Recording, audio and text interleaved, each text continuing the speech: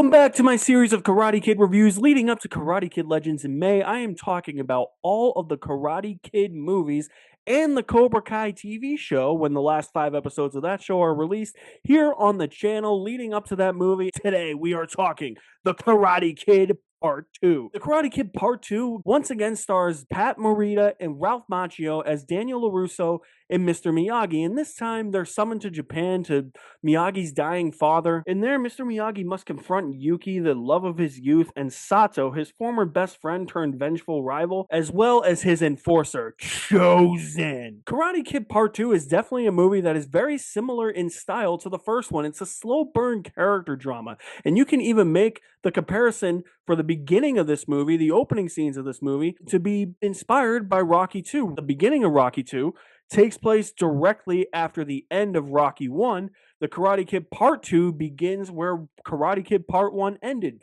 LaRusso has won the All Valley tournament. Johnny Lawrence has lost for Cobra Kai and picks up right there. So you have a really interesting frame story, or at least if you didn't know what the actual plot of the movie was, having that as the opening scene, Miyagi confronting Kreese and Kreese beating Johnny Lawrence up and Johnny Lawrence being actually scared of Kreese for once, you would think that there would be revenge from Kreese on this. Kreese is briefly in this opening scene, and there I'm hooked.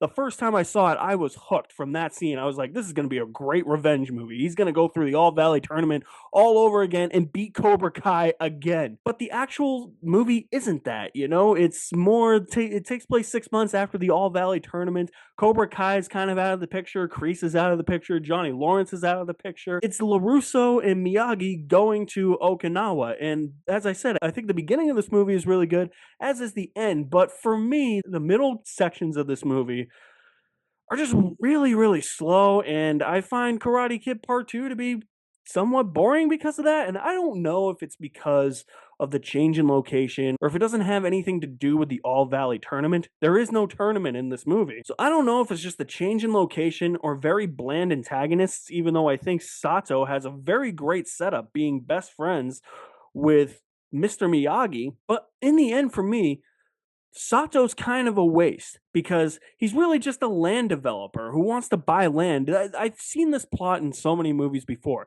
He feels like Lex Luthor from almost every Superman movie ever made. The dude wants land in every Superman movie, and that's what Sato wants here. Chozen Tamaguchi is really the one that is the standout here, but even then, he doesn't have much going for him. He's really just Sato's enforcer. He's just the big heavy that LaRusso eventually has to fight. The bar scene where LaRusso breaks all of the slabs of ice, that's a really great scene. There are some great scenes sprinkled in throughout the middle of the movie. The entire storm sequence where LaRusso goes out into the middle of the storm, saves the little girl on the light tower, fantastic stuff.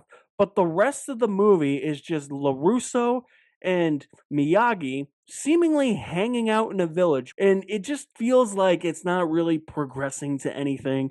It's not as interesting as LaRusso getting bullied and then having Miyagi teach him karate. He does teach him a couple of new tricks in here, but there's just nothing really around. There's nothing really appealing about it, even though the music is great once again, and you have a lot of Japanese flutes, and I read that they film in parts of Hawaii that they thought resembled Okinawa, which is really interesting and fascinating, but it's a bit too slow for me, which makes the middle parts of this movie feel boring. And I know that that's a boring adjective to use to describe a movie, and I've said that many times before, but I just can't help but turn away from some of these scenes just because I'm starting to fade in and out of the movie at that point. The relationship between Daniel and Miyagi remains the best part of the movie, as well as the heart and soul, and the new lessons Miyagi teaches him are definitely ones that ring true. Nothing feels out of character here. It all feels like Miyagi and LaRusso doing their Miyagi and LaRusso things. The core of the character is never ripped away. I do like this relationship, this romantic relationship that LaRusso ends up developing with Kumiko. I just think it needed a bit more of a balancing act in the middle, and I know that that's kind of been a repetitive thing throughout me saying this throughout this review, but